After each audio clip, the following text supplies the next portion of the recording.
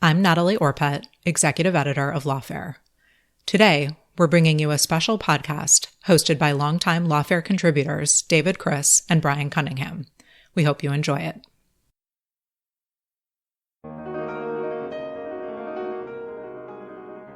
How do we actually array the technologies, the role assignments, and the people so that we create the most defensible proposition that has the biggest possible chance of serving the needs, the interest of the users of that digital infrastructure?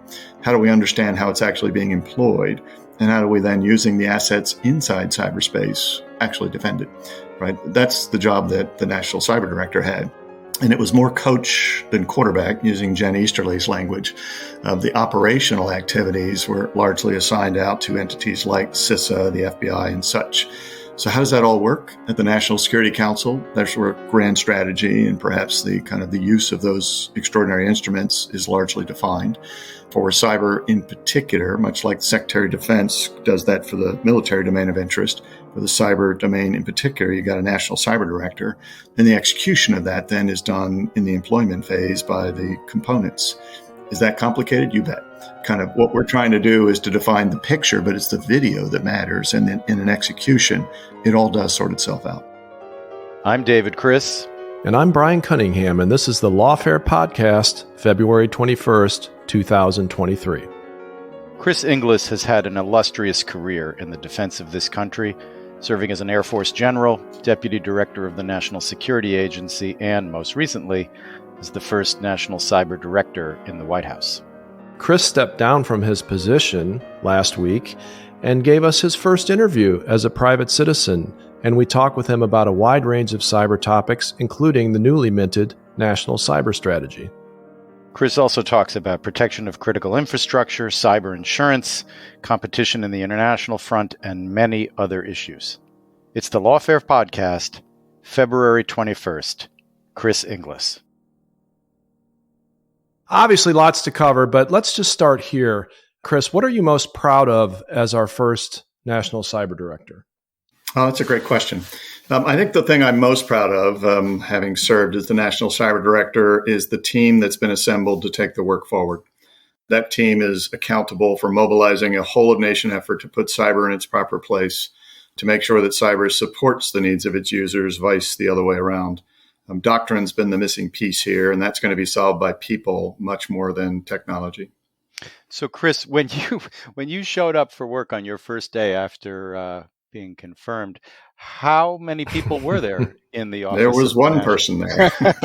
One person. And I was at the end of that day doubting whether that one person was fully there. Right. So Right. It was an interesting start. How many people were there when you said your farewells yesterday?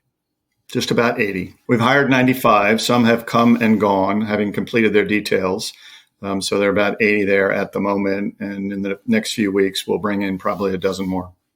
I saw some great images, Chris, of what we used to refer to at the National Security Council as the clapping out ceremony, where you walked down the Navy steps and people applauded you. And one particularly moving one was somebody who wrote in the caption, "I don't even work for this guy, but he's just such a good guy. I showed up." Well, we had hiring forms available, so we were hiring people as I walked down the steps. Actually, it was a very pleasant surprise. I'd not experienced that before. I'd heard it once, I think when Ron Klain left a week ago. But for those not familiar with the Navy steps, that's that very grand staircase that's on the east side of the old executive office building, the Eisenhower building. And as I came out that door, intending to simply walk off the campus quietly, there must have been 80 or 90 people up and down those steps. And it was one of those teary moments when realizing that I had come very much alone, of course, not alone in the greater scheme of things, but there was no one in the building who was associated with that organization when I got there. And now on leaving, there's this extraordinary workforce, very motivated, very forward-leaning, very much the kind of people that will run the next lap at a much greater speed. I was overwhelmed. Yeah, you've assembled a great team. I'm curious, though, after a half century of public service, thank you for that, why did you decide this was the right time for you to retire, or was this kind of the plan all along? That's a great question. The more illuminating question might be the one you suggest, which is why I took the office in the first place. Yeah. Of course, this office was the idea of Congressman Langevin a dozen years ago, but it really got new life and was born of the Solarium Project in the National Defense Authorization Act in January of 21, instantiated in law.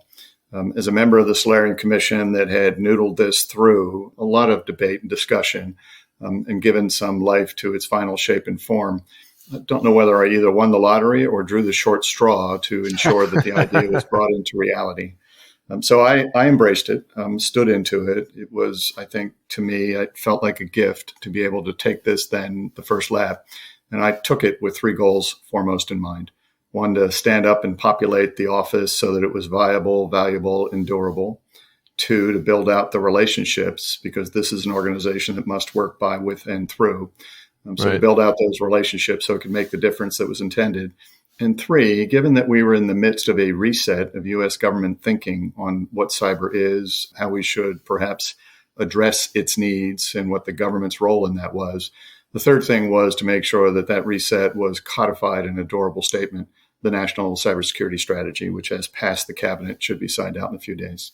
Yes, we're going to turn to that in just a minute. Possibly by the time our listeners hear this, it will already be out. So some of us will look smarter than others probably when it's out. But since you had one of the principal pens on the strategy, I definitely want to get all of your thoughts on that. But just one last sort of framing question before we get to that. And you've sort of implied the answer, but are there one or two things that you feel you left unfinished in that job that we should expect to come to fruition under your successor? Yeah, there are a couple of things that I would have said were at the top of the queue and what's next, but I have to be humble enough to know that I don't think I or anyone could have addressed all the things that must be addressed in 2 years, 10 years, or 20. This is going to be the work that goes on forever. That being said, top of the queue would be to implement the National Cybersecurity Strategy. Time is going to be the most precious commodity once we define what should be done and by whom. An executive order to codify on a more durable basis what the National Cyber Director and the office does. The statute, I think, has an authoritative view, but the facts on the ground must be addressed in terms of what's the relationship of that office to the various other entities that are already there. An executive order is going to be hugely helpful in that. And then teed up right after the National Cybersecurity Strategy is the creation of a workforce strategy. We're going to call it the Cyber Workforce Education Strategy. But that being said, it's really about upskilling everyone in this space so that they can take full advantage of the space. I think that's what's next. So, Chris, tell us if you can. We know it's not out yet, but tell us what you can about the new cyber strategy that's forthcoming. What's in it? Yeah, I'd be quite pleased to foreshadow what's in it. First, let me give a little context. It's not the strategy of any one organization or, for that matter, any one person. It resulted from an engagement that I think now numbers over 400 separate engagements, much of which was in the private sector. It attempts to represent a whole-of-nation approach to getting cyberspace to properly serve its users, but it's done in an international context. There are 5 pillars in it. One of those pillars is devoted to international relationships. The 2 big shifts that are in this strategy are perhaps the most important bit. The first part is that it puts the assignment of responsibility on the back of those able to bear it. Perhaps give an analogy in this regard. We all know that car owners don't design and install their own airbags or form neighborhood associations to fix potholes, remove road hazards, or remove drunk drivers from highways. Cyber shouldn't be any different. We need to push that responsibility to those who build, supply, integrate these systems so that that responsibility is then borne by those who can deliver inherently resilient kind of technologies and the practices on top of those. The second big shift, kind of complementing that, is to incentivize resilience by design across all 3 facets of cyberspace, not just in the technology, but in the accountability of who's accountable for what, and the people skills that are required to make sure that people know how to take full advantage of cyberspace. On that second big shift, we acknowledge that we actually, in the present moment, respond very well to crisis after crisis. For those that are close to this, you would have experienced Log4j a Christmas or a holiday season ago. And we did magnificent in making sure that that kind of inherent vulnerability that was discovered in open source software didn't hurt us. But if we did that perfectly, we just lose more slowly. And we're not going to shoot our way out of this. And so the ability to find and impose costs on transgressors, while important, needs to be complemented with resilience by design so that we avoid some of these perils.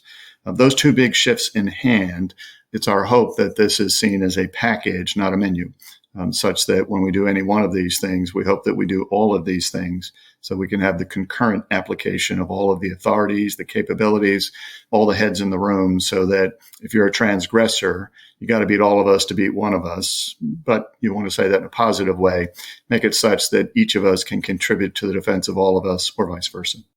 Those are major shifts. Let me just drill down with a couple questions, if you don't mind. Unfortunately, you are in the company of two lawyers, and law is in the name of this podcast. So I need to ask you, when you talk about shifting responsibility to those most able to bear it, can you give us some operational thoughts on that? In other words, is it, for example, litigation? Are we proposing new law that shifts legal responsibility? Is it more of a moral shift? How does that get operationalized? Yeah, typically three ways, maybe more, but I'll just kind of bin it in three ways that you make shifts in who is doing what, kind of shifts in the responsibility allocation. The first is self-enlightenment, and you've actually begun to see some of that in this space, that suppliers, vendors, integrators have begun of their own volition to do things that would deliver inherent resilience and robustness, not just the primary features associated with software or hardware. The second is market forces, where it becomes a competitive advantage or a disadvantage to not kind of make the resilience and robustness investments. And we need to let that play out. We need to make sure that we incentivize that to the maximum extent possible. That's why I mentioned that second big shift. But at the end of the day, if there are attributes, features of the architecture, and again, not just technology, but in role assignment and people skills, that market forces or self-enlightenment don't deliver, then we need to reserve the right, as we have in every other system of interest, to both specify that and then to assign that responsibility. That brings in the kind of the devilish word regulation. Regulation comes in many forms, but there is the prospect of that, which must be done with a high degree of consultation so we get it right. Must be done so that we harmonize it to make it efficient. And at the end of the day, make it such that if you behave well in this space, you get the benefits that are attributable to behaving well, as opposed to it's all cost, no benefit. So a couple of things on that, Kris. I remember you describing a similar three-part approach in your confirmation hearings back in the day. And I wondered at the time, and I wonder today, do you see those three approaches, enlightened self-interest, market forces, and regulation, as sort of hierarchical and to be done in sequence in every case? Or are there some problems that by their very nature, you know that one approach is going to be better than the other, and you may as well just get started with that approach? Yeah, I agree with you. I think that they occur concurrently, but there is a sequence. There's a hierarchy. We want to let self-enlightenment play out. We want to, and you have to guide that to some degree by making sure we understand what are the important attributes, the salient qualities of these systems. So we need to kind of work together to figure out what those points of influence might be, but let self-enlightenment have its play. Then let market forces have their play, and then regulate, not for regulation's sake, but because it's what's required to extend those two benefits that you've already accrued to their proper destination. I think that if we do that, those who are regulated, and again, they must be consulted with, will, I think, participate in that to the extent that they can and they should. If we start with regulation, then we're in a completely different place, and that is not helpful.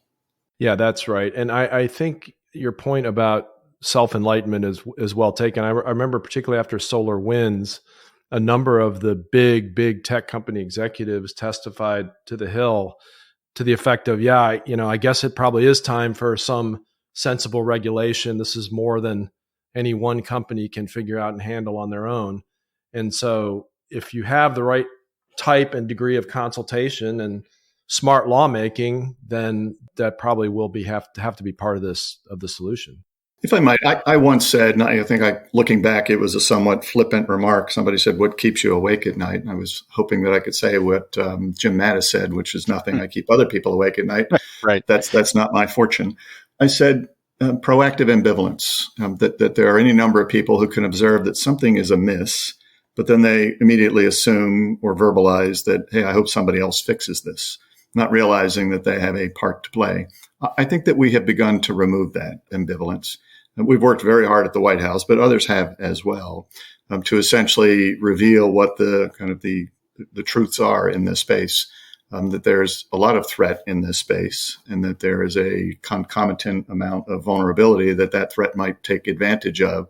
And when you add those two up, then the parties who should do something about that, and you show it to them, the parties who should do something about that begin to say, I got it. Now I need to know what I should do because I'm not entirely certain what the points of influence are. What are the levers that I should attach myself to so that I change the needles on the dashboard? So I think that we're in the middle of that play. Yeah, I mean, an implicit part of this that maybe our listeners will be interested in is, I mean, this really is, as you said before, a whole of nation approach that's required, because it isn't like the good old days maybe of the 1990s when the US government, NSA, or other entities that you're familiar with, just were so far out in front on capabilities, sophistication, and the like, maybe. But even if that wasn't true today, there's no question the private sector is a huge player in terms of infrastructure, in terms of ability, in terms of access to information. It's got to be a partnership. So the sort of careful approach to regulation seems to me to be very much a part of that whole of nation approach. Is that how you think about it too? Exactly. The private sector is the dominant player. And unlike the global war on terror some 20 years ago, where most of the tools were in the hands of the government, and therefore the private sector could innovate and provide capacity, but the government employed those. It's now almost wholly in the private sector, which innovates, kind of creates, deploys, sustains, defends, right? The systems of interest to us, to include most of the critical systems, those that deliver things that are important to our health and safety. So the government has to move to a supporting role, and then with the deftest possible touch, ensure that the standards are defined and that they're enforced, but allow the private sector to continue to be innovative and agile in surprising us through their performance, because we're not going to be right if we simply specify the compliance or the checklist. Yeah, we both Bryan and I, obviously, and many others, read Jen Easterly's recent Foreign Affairs essay, which talks about some of these points you're making, resilience by design and assigning responsibility to those who can most easily bear it, to include manufacturers of connected devices. It was interesting because when we read that, we experienced, I think, a similar sense that she was being very careful about the big hammer of regulation. So, I mean, is there an outright call in the forthcoming strategy for either statutory or other strong regulation, or is that still being held in reserve for the most part? No, there is a call. There is a call, but it must be taken in context. You can go in and find the word regulation in the document, and if you, I'm sure somebody will do a search for it, right? That's right. Somebody will do a search for it, and if they put it in the context of the word before and the word after, and extract it, and then run to the microphone, it will do a disservice to the document, and I think to the right context of regulation. Regulation has to be done, again, with the lightest possible touch, but no lighter. We don't regulate for regulation's sake. We regulate because we must. It must be done with a degree of consultation with those who are to be regulated, because otherwise the regulators really don't know what the right things are to regulate, what the right properties are, and how to get that so that it's actually effective, not simply efficient, but effective.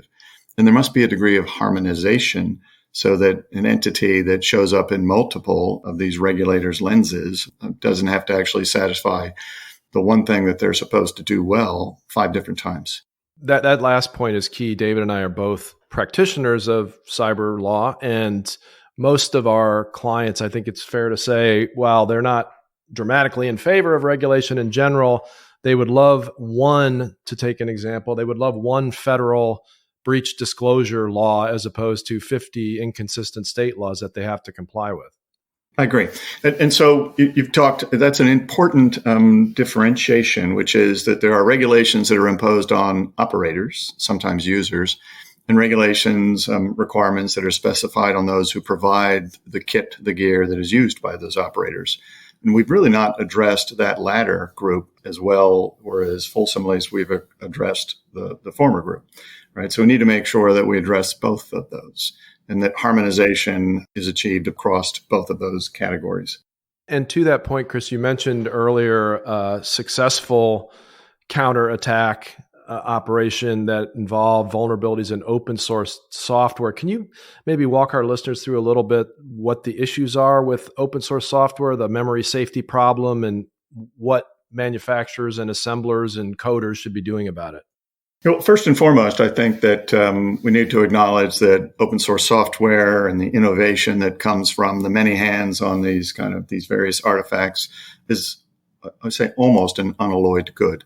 It's an unalloyed good if they at the same time are creating pieces and parts that can be composed into systems of interest that have the ability to become sufficiently resilient and robust that they can be defended. But unfortunately, many of the people who code and populate libraries, software libraries, from which the pieces and parts are extracted to build systems of interest, they don't think that security is their responsibility, and they therefore don't kind of think their way through, is the piece of code I just wrote something that will perform robustly in the presence of all manner of threats, sometimes complacency, sometimes literally nature, and sometimes a human adversary. And unless they think about that in those formative moments, then the people who are downstream going to pull things from this library and put it together, they can't make up for those deficiencies. They can't actually put those pieces back together. Humpty Dumpty can't be made whole. And so this is in part, maybe a large part, a cultural phenomenon, which is how do we make it such that if you're writing the pieces and parts, whether it's firmware or software, maybe some pieces of hardware, that you feel a responsibility to participate in the larger effort to create resilient, robust systems. I give this analogy on occasion. It's a somewhat long one. I'll make it short. But I was trained as a mechanical engineer many years ago. And in those days, in the 1970s, if I went out and built a system that did what the mechanical specifications required, but it spewed toxins into an adjacent river, that would have been regrettable, but that wouldn't have been my responsibility. It was somebody else's responsibility to come along and to deal with the after effects. Now, even then, I think most people would have said, yeah, but ethically, didn't you kind of have a pang of guilt? That's not true today. Today, I think we teach engineers at their earliest possible moment that what they do must be ecologically sound, environmentally sound, as well as meeting the principles of engineering that we've known for millennia. We need to have the same view in terms of how we do software, hardware, and the like. So you've mentioned memory safety or memory unsafe coding languages. The majority of languages today don't actually have protections when the code gets into memory that allow them to be resilient and robust in the presence of adversaries who can reach in and do something at that moment in the computer's lifespan. It is eminently possible to make memory safe coding schemes. We just haven't done it. Why? Because we think security is something that can happen downstream. It can be added later as an applique. We've increasingly learned that that is not the case. We can't fix these problems in execution. We have to fix them in design. So we need to actually go back and say, are there some principles, some frameworks that we can describe so that we can begin to induce a cultural shift? There might be the possibility of, after that, specifying this with sufficient clarity that we achieve efficiency and effectiveness by requiring some standards. But I don't think we know enough yet to do that. I'd be happy just to do the first thing, which is really where the effort is at the moment. So this is a way, again, that you're sort of talking about doing the two big shifts you described earlier, which is assigning responsibility to those who can bear it and incentivizing them to create resilience by design, avoiding, I guess, what the economists will call externalities. And you've got a need for the private sector to do that because they do so much. And you've got things like SBOM and other kinds of ways to try to protect the integrity or verify the integrity of things like that. And that's why you need the private sector in here using any or all of the three levers that you talked about. I mean, is that like how the whole of the cyber community and the government, you think, is approaching this? Yeah, so the private sector has to do this because no one else can do this. The government writes a little bit of code, but it's a pittance, associated with what then the private sector would write. Most of the systems, even that government uses in national security systems, are built of commodity pieces and parts. And the bespoke pieces that the government might add can't make up for deficiency in the underlying foundation. That's equally true for critical functions that are delivered across electrical grids or pipelines and so on and so forth. So the private sector has to do this. The private sector then, if it feels like it has a responsibility to play its role in that, can, through our earlier discussion, do that through self-enlightenment, maybe market forces, and then with a degree of consultation, let's figure out what remains to be done. Hopefully that's a relatively small part of the package. But I think the two of you can probably remember many years ago when Volvo started crashing cars into walls and showing their end customers. They were like, what is that all about? That was the moment that market forces entered the game in terms of selling cars. Right? Where Volvo said, our car is safer than the car to the left or the right of us. You might want to buy it on that basis. Self-enlightenment had given way to market forces. Of course, some specifications about seatbelts, air safety bags stood in. The combination of all of that, borne by the private sector, was the only way that we could make transportation systems, not just cars, safe enough that they are defensible. That moment in time also gave way to one of my favorite bands, the Crash Test Dummies. Yes. You've talked about, not responding to cyber predations with only cyber responses and the possibility of that. But is there a role for the private sector in responding to cyber attacks? If so, what would that be? And is it the fun stuff like hacking back? Does the strategy talk about any of that, or can you talk about any of that? I can. I'm now a private citizen, so I can talk about You this. can say whatever you want, right? Great. I would say this conversation is a really interesting conversation when you get to that spot, which is that people are like, so can we hack back? And the mind immediately turns to, what do we do when we get into the kind of the shoals? What do we do when we get into a rough patch? But I think that we're increasingly of the opinion that defense can be the new offense, meaning let's actually prevent these things so that we win the battle, whatever that challenge might be, before it's fought. And so in the discussions we've just had, it's very clear that private sector entities can alone essentially increase the resilience and the robustness. We won't prevent all calamity in this space, but they can prevent quite a lot. And so I do think that the private sector has a huge kind of opportunity and increasingly a responsibility to help us actually navigate these crises by helping us steer clear of them in the first place. So if you're a cloud service provider, if you're a software vendor, if you're an integrator, what can you do to make it such that we kind of build resilience and robustness in, we detect it at the earliest possible moment, and we collectively, collaboratively participate in finding and evicting that at the earliest possible moment. So shifting responsibility from the end user to the manufacturer for a minimum basic level of cybersecurity is important to all of that. I think that what we've seen in the Ukrainian context is that they've actually defended an architecture, a technology architecture that didn't look like it was easily defendable quite well. Why? Because they have a degree of expertise that is, off the charts. Maybe it's because the Russians have been training them for 8 years, by attacking their digital infrastructure. And they have an agility in that expertise that allows them to manage and defend their architecture better than anyone else. But the third part is perhaps the most interesting, which is the Ukrainians have effected a collaboration with the private sector within the rule of law, within the terms of service that the Russians now have to beat the Ukrainians, Microsoft, Cisco, ESET, any number of other vendors in order to beat the one party that they're after. None of that involves hackback. None of that involves a private entity standing into an inherently governmental role. It's just delivering on the terms of service under reasonable or foreseeable conditions. If you see a wiper virus coming across the near horizon, leave it to your imagination as to how you might know it's coming. The vendor alone often is the only party that could prevent that by essentially diagnosing it, patching it, and deploying that patch. That's what I see as the increasing role of the private sector.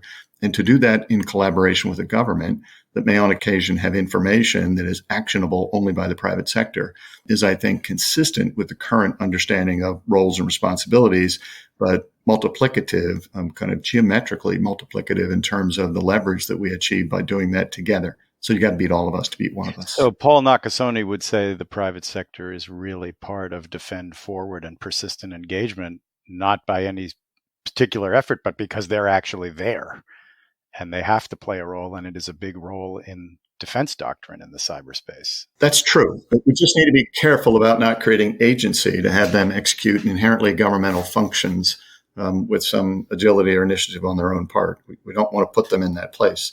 But there's quite a lot they can do within their terms of service that is what automobile manufacturers do. Honda notifies me if I've got a bad airbag and they fix it, right? So how do we make sure that vendors who do something similar in cyberspace have the same view? Yeah, and if you make Jeeps for the American military, or if you make cloud services for the Ukrainian government, you're going to have an incentive to make those systems continue working. I was involved in the first national strategy to secure cyberspace 20 some years ago, and I've tracked these things fairly closely. And my view is, based on, Chris, what you're saying and everything else that we've heard and read, there are some pretty significant doctrinal changes in this strategy that you've talked about. And there's also, I would say, maybe the strongest sense of urgency and threat awareness that we've seen in any strategy. And I wonder if you could talk to our listeners a little bit about what may be driving that, in particular, the so-called quantum decryption threat. We had a federal law about it. We've got executive orders. We got national security memoranda. What is that, and how does that factor into the strategy? Yeah, so that is a part of the larger strategy, but I think many of the listeners on this will know this very well, but it's likely that quantum computing is going to come about in the next 5 to 50 years. I don't know when, but in kind of probably within the lifetime of many of the people listening to this. And when it does, it will be a huge boon to mankind. It does some things particularly well, but one of the things it really does well is factoring. And the ability to factor large numbers to try to figure out what their component pieces might be, is something that, because it's hard today, the encryption that protects the internet, financial transactions and everything to the left or the right of that, will then be weak enough that the quantum computer can take it apart and reveal things that heretofore we thought were we could keep the secret in the presence of massive processing power, but in the face of a quantum computer, no longer. And so what do we do about that? Because many of the things that we encrypt in cyberspace are not just intended to be encrypted for the next 5 minutes while we conduct some transaction, but we obscure these things so that secret is safe for 5 to 50 years. The U.S. government's classified systems, typically when they encrypt something, it's a 25-year standard. And so for that, we're probably already inside the window of concern. It turns out that there are encryption schemes that are quantum resistant, that even if you had a quantum computer today and you applied it against something encrypted with one of those schemes, you'd have the same kind of hard problem that today's attackers have. It's time for us to get on with implementing those encryption schemes so that we're safe against a future quantum computer that would attempt to reveal the secret of yesterday's encrypted material. So I think we're already inside the window of concern. We need to do this with a great sense of urgency. Right, because it's pretty clear that China and other adversaries are doing what's being called snatch and decrypt later, where they know they can't decrypt massive amounts of data, but they are assuming 5 minutes, 5 years, 50 years from now, they will be able to. So it's not enough to just secure the data for today. You have to secure it against future threats as well. That's right. That's exactly right.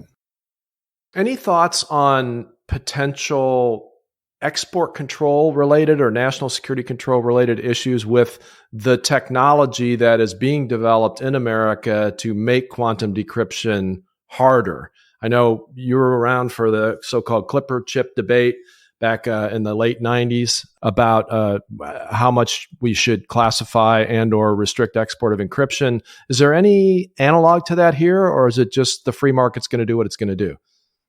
I think there's a direct analog to that. So I well remember the Clipper chip days. And I think we were transitioning from a moment when encryption really was a tool that was only interesting to financiers and the government, and therefore controlling it wasn't of great concern to the madding public, to a period where encryption underpins just about everything people care about in terms of safety and security on the broader internet.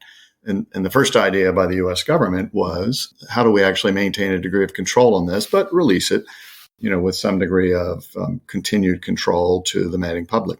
It didn't work, right? You just could not control encryption because it had become something that was it was necessary to treat it as a commodity so that we could achieve a commodity scale degree of safety and security. I think the same thing's true here, that we need to make sure that we're pushing the deployment of these quantum safe encryption schemes as opposed to trying to figure out how to control and meter them out. We're going to need various parties who don't know that they're a part of this deployment to use it, deploy it, so that when we, a year or 2 or 10 from now, reach for that piece, we find that they've already built in something that is inherently resilient and robust as we integrate it into our larger system. And I don't think that quantum resistant technology is that big a secret in terms of how one might do it. Now, the implementation, which is always where the quality comes from, that might be a bigger deal. And we might reserve the right to say, we'll publish the algorithm on some of these things, but the implementation to be safe and sure for our nearest and dearest secrets, we'll do those things and perhaps retain that implementation for our own benefit. But I think, like the Clipper experience, we're going to find that controlling it perhaps is not a good idea. Deploying it is a better idea. Right. And the algorithms, the quantum resistant algorithms, of course, are not the entire universe of quantum resistant technologies. So even if the algorithms are publicly available for open source verification, there are ways to implement them, as you suggest, using both policy and technology that's not so obvious. Right. And I think that for those very high-end systems, let's say that we're going to use encryption as we do today to protect the safety of nuclear weapons, we will not be giving away the code or the implementation of those openly kind of visible algorithms. We won't be giving that away. But that's a very, very small niche, an important small niche in the larger scheme of things. Yep. So we talked a little bit about the issue of hacking back by private entities. I gather from reporting that the strategy may also take a little bit more of an aggressive position on U.S. government offensive cyber operations and a little bit of a different position than maybe has been taken in the past. Can you talk a little bit about that? Well, I think there's going to be a component of the strategy that talks about disrupting and dismantling threat vectors. But again, we shouldn't let our mind's eye run quickly to cyber on cyber activities. A cyber response to a cyber aggression is an important piece of the whole, but it's one of many tools. And so we need to think about how do we actually deploy our legal remedies, our diplomatic remedies, our financial sanctions. Sometimes just a bully pulpit will work. How do we deploy all of that and the active work of the private sector within their terms of service, within the rule of law, to disrupt and dismantle threat actors? So I think that you could see that as potentially more aggressive. I think it just acknowledges at the end of the day, the systems that we're intending to build and deploy in the future will be hopefully more defensible, but never secure, never perfectly safe. There will be transgressions. We need to deal with those. And a whole of society approach says that we need to be able to find, to isolate, and to evict those threats using all the instruments of power, and hopefully in an international context, not a U.S. unilateral activity. Kris, can I ask you a question that I know is near and dear to Bryan's heart, and that is, as one of the ways of encouraging good behavior and appropriate exercise of responsibility, what, if anything, does the strategy say, or what can you say about cyber insurance? We've had terrorism insurance and so forth in the past. Is there something going on with cyber insurance our listeners ought to know about? Yeah, it's a great question. The strategy doesn't have the answers on cyber insurance, but it believes cyber insurance is part of the answer. And so having dodged that bullet a little bit, I'll just offer that just in just about every other system of interest where health and safety comes to mind, we've seen that insurance can have kind of a salutary effect. But the components of an insurance scheme, whether it's in cyber or someplace else, it's not just that it exists, but it exists with certain characteristics. Fulsome participation so that you have a diverse marketplace, the sufficient amount of data that characterizes the system and its threats, parties who are willing and able to enter in and ensure that risk, and a definition and instantiation of practices that might reduce that risk. The challenge in cyber is it's very hard to isolate the high-end risk. Those of us who experienced WannaCry, which was courtesy of North Korea, and NotPetya in 2017, realized you didn't need to be the target to be the victim, right? That these are kind of indiscriminate threats that often have very broad impact. And so the premise that we need to consider is whether we can take that high risk off the table by having a backstop, and then allow the market forces that kind of can be advanced by fulsome participation, data gathering, kind of encouraging parties into the space, whether that then takes over, so that we have a system that doesn't simply transfer risk from one party to another, a party unable to bear it to a party able to bear it, but it actually begins to reduce risk. And so there is a consideration in the strategy of what might the government's role be to incentivize or induce that to happen. Because if it were to be in play, cyber insurance, we think that we'd have a system that increasingly, by year over year, gets safer.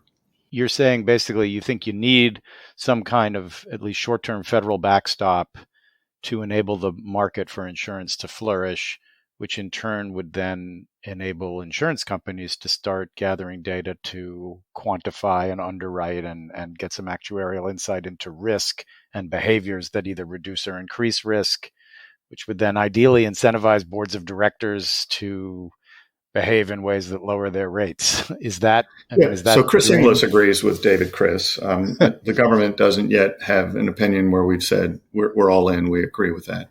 But we put it on the table and say we need to work our way through this, because cyber insurance, just like insurance in other marketplaces, has always had a beneficial effect. And so we need to work our way into it and through it. And I mean, just to be clear, David Kris is the person who has done the least work. Bryan is the guy who actually has done some really insightful writing on the cyber insurance marketplace. But I was just channeling what I know he cares about and has thought a lot about. Well, I appreciate that. There might even be a separate Lawfare podcast on that very thing if somebody wants to go look. But let me use that, Chris, to transition a little bit away from the strategy, unless you have more you want to tell us about the strategy, into the ONCD proper as you have created and nurtured it. And let me get to it this way. I'm aware, it's public knowledge, people can go find this in the Federal Register, that your office, your old office, ONCD, has been collaborating with Treasury on potential requests for public comment and potential rulemaking or legislative proposals around this cyber insurance issue. And so, having been a veteran of the National Security Council, that's a little bit innovative, I think, for a White House office to be kind of half having the pen over something like that, or at least being involved in pretty detailed ways in coordinating that. Is that something that you intended the office to be doing more and more of, not becoming operational, but becoming more involved in collaborating with other parts of the government in creating new stuff? Is that part of your vision? Yes. So I think one of the modalities that we kind of talk about all the time, and I'll kind of use the present tense, but of course I am no longer the cyber director, was to work by, with, and through others. The Office of the National Cyber Director will eventually have about 100 people. That's a relatively small organization in the great scheme of things, given how broadly deployed cyber and cyber systems are. And so it has to figure out how does it achieve a maximum effect. It's not going to do that by creating a vertical and then dictating, driving kind of things according to the vision of the Office of the National Cyber Director alone. It's going to do that by using its convening power, by mobilizing teams of experts, deep and sharp expertise that lives in a lot of other places, and giving it leverage, giving it context, giving it a voice. And so that collaboration is, I think, a preferred behavior for the Office of the National Cyber Director, understanding at the end of the day where its authorities stop and where other authorities begin. But I'll just give you an example that's a little bit different than the one you suggested. If you read the statute for the Office of the National Cyber Director, you might come to the conclusion that a federal chief information security officer and a federal CIO, which traditionally have been in the Office of Management and Budget, should be lodged over in the Office of the National Cyber Director. Point of fact, many people suggested to me that that was the first fight that I should kind of pick and win, which I thought was a little bit crazy. Don't fight with OMB. Well, that too. But there's a lot of muscle memory and there's a lot of expertise and irreplaceable momentum in the Office of Management and Budget. They've actually done that job in recent years very well. And so the counter to that was we proposed, why don't we actually combine what authorities are vested in the Office of the National Cyber Director with the extent capabilities and the implied authority and policy that's vested in the CISO and CIO, but dual hatting the CISO to be the Deputy National Cyber Director for Federal Cybersecurity. Most folks would look at that and say, where's the trick? No trick. 1 + 1 can equal 3. And that's what we did in the fall of 2021, and it worked fabulously. Now, in large part because Chris DeRusha and Claire, the CIO over there, are hugely collaborative, very competent people. But they leaned in and they made it work such that we combined the inherent authorities and some of the resources we could deploy with what OMB had been doing for quite some time. That's a degree of collaboration that focuses on the horizontal when some might have focused on the vertical. Cyber is mostly a horizontal space. Well, as a taxpayer, thank you very much for saving my tax dollars and not creating a new position. But since you sort of opened the door, Chris, and at the risk of creating PTSD, having been present at the creation of the NCTC and the DNI and DHS and the National Security Division, how has it been working as the National Cyber Director with the National Security Council, the Cybersecurity Infrastructure Security Agency, NSA, and the other key players in our cyber defense? How did that go for the first couple of years? Challenging, but in a way that was actually a positive. And why do I say that? It turns out that the Office of the National Cyber Director was not a matter of law and therefore didn't exist until about a month and a half after the election of 2020. And the Biden-Harris transition team had very thoughtfully and vigorously thought their way through how it would handle cyber.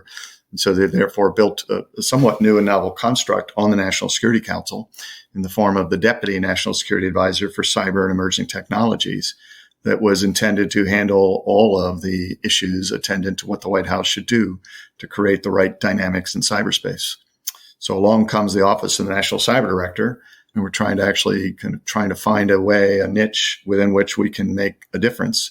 And that problem had been, quote unquote, already solved. Of course, no one was arrogant enough to believe it was entirely solved, but they'd addressed it and they were on to implementation. So that became challenging. And so the challenge for me in particular in the office writ large was to show that we could complement that work, that we had the resources and the relationships that would extend the influence the NSC intended to have and do things that the NSC would never have time or frankly had never thought their way to do. And so I think we've done both of those things where we now have a complementary relationship as opposed to a competitive relationship between those two institutions. It is still sometimes challenging when kind of two parties would show up, at the sound of the guns and try to figure out what does each of us do such that we, to your point, serve the taxpayer as well. But that's our job. We have to do that. So, Chris, I've seen and participated in many public appearances and semi-public between you and Ann Neuberger, and the two of you seem to get on extremely well. And you do, as each of you has said separately, I think at various times, almost finish each other's sentences.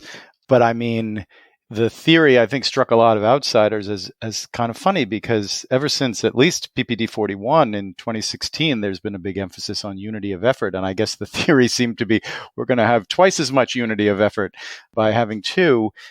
You said something earlier that we're still waiting for an executive order to really define the lanes in the road for ONCD vis-a-vis NSC and perhaps other entities. Do you wonder whether how long it's taken? Yeah, two-part answer. One, an executive order that would define the roles and responsibilities of the Office of the National Cyber Director, independent of a larger strategy that defines what our aspirations in cyberspace are and what the broad assignment of roles and responsibilities would be to put the cart before the horse. Yeah. So we thought it was necessary to get a national cybersecurity strategy done and out there, so that we could then say inside of that, here is then the further granularity on the role of this party or that party. The Defense Department is about to release its cybersecurity strategy, but it will be downstream of the national cybersecurity strategy. The executive order for my office will be downstream of the broader national strategy for cybersecurity, so that you can say we've got the horse in front of the cart as opposed to the other way around. That being said, I'll give this perhaps thumbnail sketch of a role assignment between the National Security Council and the Office of the National Cyber Director. National Security Council typically uses the instruments of power that are uniquely held by the government, whether that's intelligence, the military, financial instruments that the government holds, diplomatic remedies. It uses all of those extraordinary tools to bring about desired conditions in many domains of interest, to include cyber. And to pull those tools out of the National Security Council and put them in a silo named cyber would deny us the opportunity to use those tools to achieve multiple outcomes, not just in cyberspace, but broadly across other domains of interest. And I think it therefore remains the province of the National Security Council to consider at the most strategic level, how do we use those tools and deploy those tools to achieve the end conditions that achieve the national security we want. My job as the Cyber National Director was to work inside cyberspace in much the same way that a kind of a private sector CIO or CISO does, to say, how do we actually array the technologies, the role assignments, and the people so that we create the most defensible proposition that has the biggest possible chance of serving the needs, the interest of the users of that digital infrastructure? How do we understand how it's actually being employed? And how do we then, using the assets inside cyberspace, actually defend it? Right? That's the job that the National Cyber Director had.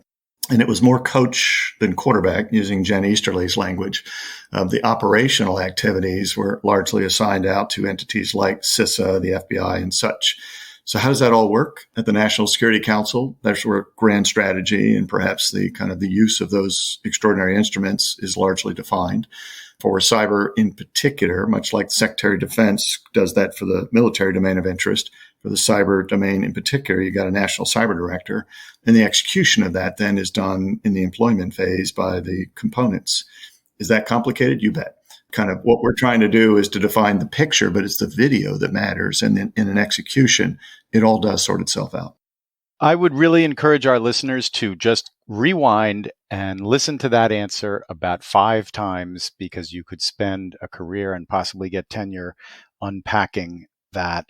And I'll say you're a gentleman, a scholar, and I think your next career may be as a diplomat.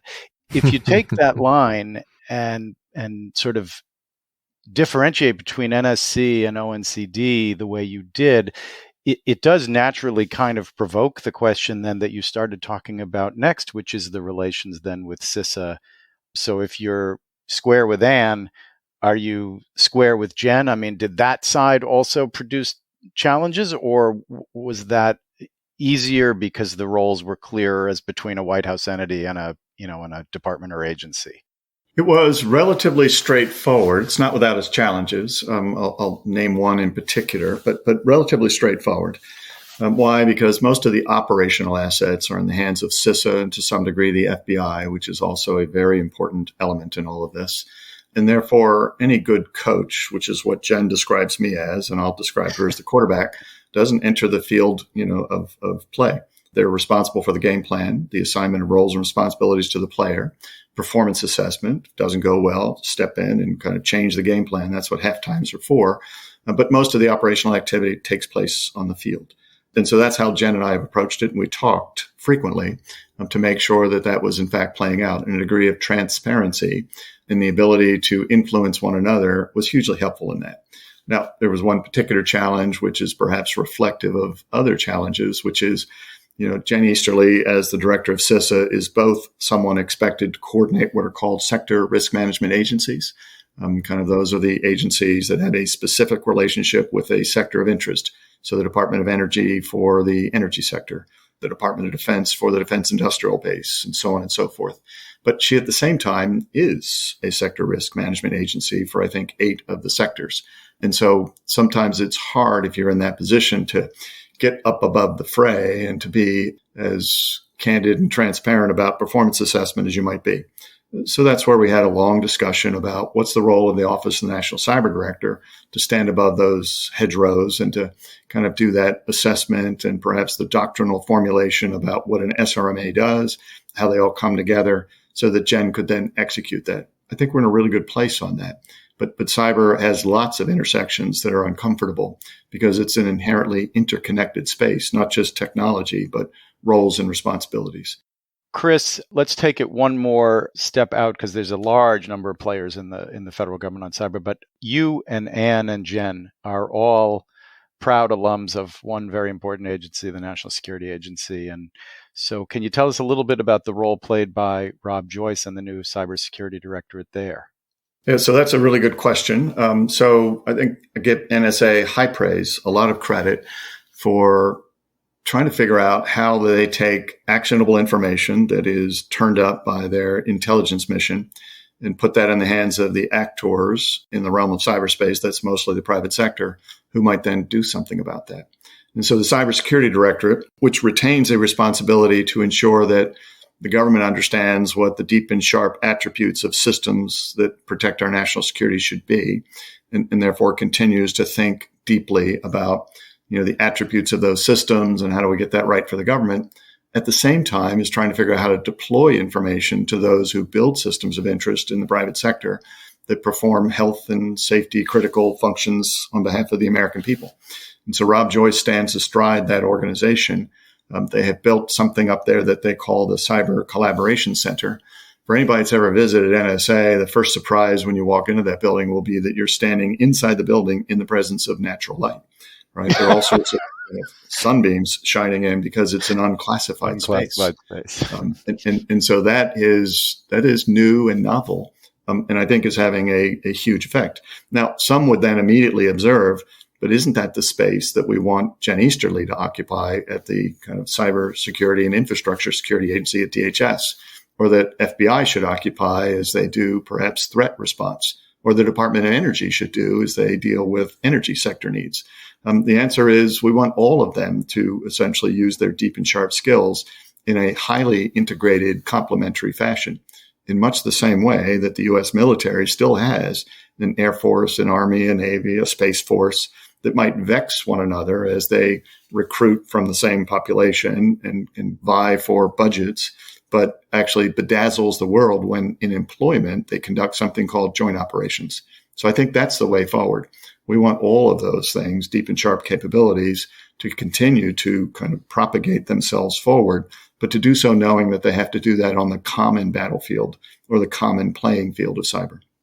So, Chris, looking ahead, based on your half century of government service, what issues would you predict are going to be top of mind for us in cyberspace in a year or 5 years that we're really not focused on today?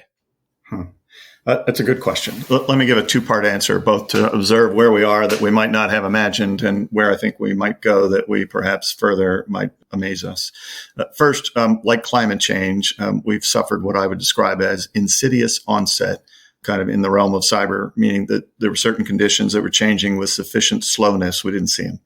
And those kind of long-standing, insidious kind of contributions to weakness and vulnerability in the systems of systems that we use have led more recently to unanticipated and sharp escalations in the observable threat. And one of those that I think in particular that we're currently suffering is the syndication of criminal behavior. Many ransomware actors don't actually execute all of the actions necessary to get into your system, to kind of do the survey of your system, to then kind of effect some action in your system and then negotiate with you. They syndicate that out. That connectedness of the threats in this space is perhaps very surprising to us in the moment. It might be further surprising in the future. The only way to deal with being crowdsourced by the threats is to respond in kind to make sure that we crowdsource those threats. That's why a whole of nation approach, collaboration, not division of effort, is the right way forward. Now, to look broadly into the future, if I were to tell you what would surprise us, then it wouldn't surprise us. So I'm about to be kind of fallible. But I would say that I think that the biggest goal that we must have 5-10 years from now is to prepare users to remain right side up in a world of increasing scope and scale and sophistication of information and technologies that flow at them with a speed and a scale that human beings were not evolved to handle, or whose provenance, especially with respect to data, is hard to discern. Now, it's too trite to say that critical thinking skills alone will help us navigate that future. I heard recently a speaker very thoughtfully say maybe what we're looking for is some degree of immunity for human beings so that they can navigate those unpredictable spaces. I think that's really important for us to not just think about how do we get the technology right, but to think how we prepare people so that they can thrive and prosper in that future. And then perhaps the biggest thing that sits on the near horizon is artificial intelligence. I read today in the New York Times an article by Kevin Roose, I think it was, where he talked about how he's worried that technology will learn to influence human behavior, human users, in a way that would perhaps mislead those users and kind of induce them to do destructive or harmful things that they don't know that they're actively participating in. I think that AI is perhaps an illustrative feature of the future, that we're not going to see it coming because it's going to arrive insidiously, and it will grow out of the connection of many of these as opposed to being a single and sharp technology in and of itself. And the best preparation for that is to kind of keep a weather eye on it, but to prepare our people who will be on the vanguard, who will be at the edge of this, such that they can exercise their skills, their powers of discernment to help us address that, to be the early warning and the early defenders. I want to know what you're doing next. You are too valuable a national asset, a national treasure to be allowed just quietly to fade away. And so while I want to respect your privacy, I'm curious, and I'm sure our listeners are curious, if you have formulated any plans for what comes next. I'm going to stay active. Life is short. So I'll rebuild a portfolio of activities to include family and friends and travel, but to include those things that are intellectually stimulating in places where I can continue to make a contribution. Naval Academy has offered me a post to go back and to kind of be mentored by midshipmen and perhaps on occasion pay back. Air Force Academy, something similar. So I'll start there. But I intend to stay active in this space. I think that there's just too much left to be done. There are too many ways that I can continue to help kind of employ my experience in the company of others going forward, and I intend to do that. Well, you are definitely needed, sir, and thank you very much for spending this time with us. Yeah, thanks a lot, Chris. That was a tour de force and extremely helpful and insightful. Thank you both, and good luck to us going forward. The Lawfare podcast is produced in cooperation with the Brookings Institution. You can get ad-free versions of this and other Lawfare podcasts by becoming a Lawfare material supporter at patreon.com/Lawfare. You'll get access to special events and other content available only to our supporters. Please rate and review us wherever you get your podcasts. Look out for our other podcasts, including Rational Security, Chatter, Allies, and The Aftermath, our latest Lawfare Presents podcast series on the government's response to January 6th. And check out our written work at lawfareblog.com. The podcast is edited by Jen Pacha-Howell, and your audio engineer for this episode was Jay Venables of Goat Rodeo. Our music was performed by Sophia Yan. As always, thanks for listening.